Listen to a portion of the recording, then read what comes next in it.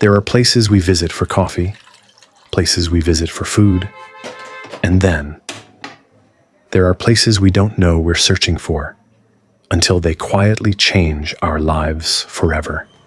Hidden in the heart of the English countryside, where honey-colored stone cottages line peaceful streets, and every Friday evening feels exactly like the last, stands a tiny cafe that most people walk past without a second glance. Its name, Willow Cafe.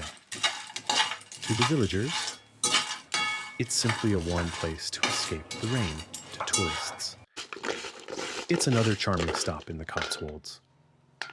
But to five strangers who had never met, it would become the place where broken hearts slowly remembered how to beat again. No one planned to be there. No invitations were sent. No advertisements promised miracles. Yet somehow, on one rainy Friday evening, five lives that had been moving in completely different directions were about to collide around a single wooden table, and none of them knew that this ordinary cafe had been waiting for them all along. The rain had started before sunset, not the violent kind that sends people running, just a quiet autumn drizzle, the sort that paints old cobblestone streets in reflections of gold and amber. The village was settling into evening. Shopkeepers were locking their doors. Street lamps flickered to life one after another, somewhere nearby. A church bell announced the approaching hour inside Willow Cafe. The smell of freshly baked scones drifted through the room.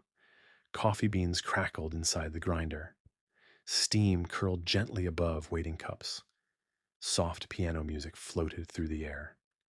Everything felt warm, safe, familiar, almost as though the cafe itself was inviting weary souls to stay a little longer.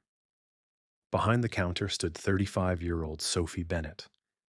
She had inherited Willow Cafe from her grandmother 3 years earlier.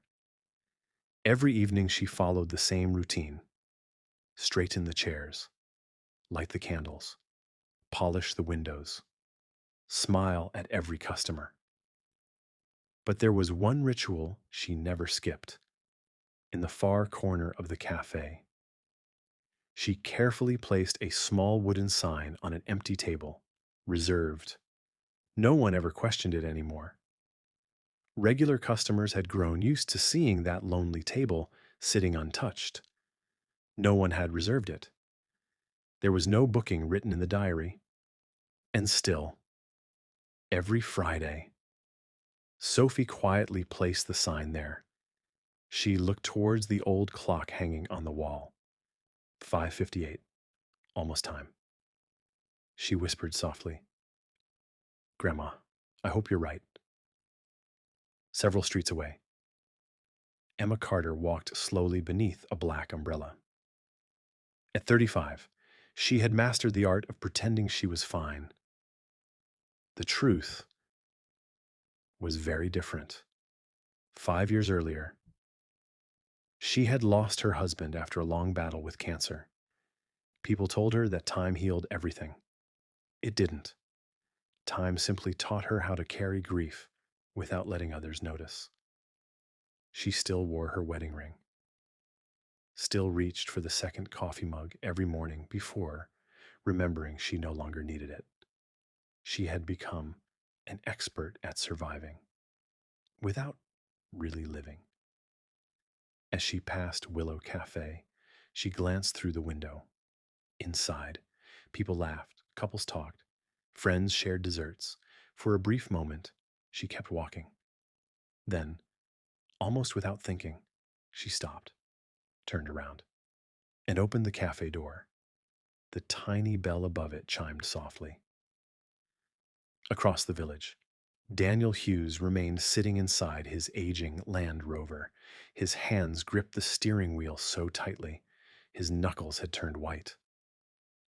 At 52, the former Royal Navy officer had survived storms most people couldn't imagine, but retirement had brought a battle no military training had prepared him for. Silence, loneliness, memories that arrived without warning. His breathing became uneven, his chest tightened. He closed his eyes. Another panic attack. Then, he noticed the warm light shining from Willow Cafe across the street. He took one slow breath, opened the car door, and walked toward the light. Margaret Collins arrived next. 70 years old, retired nurse, professional optimist.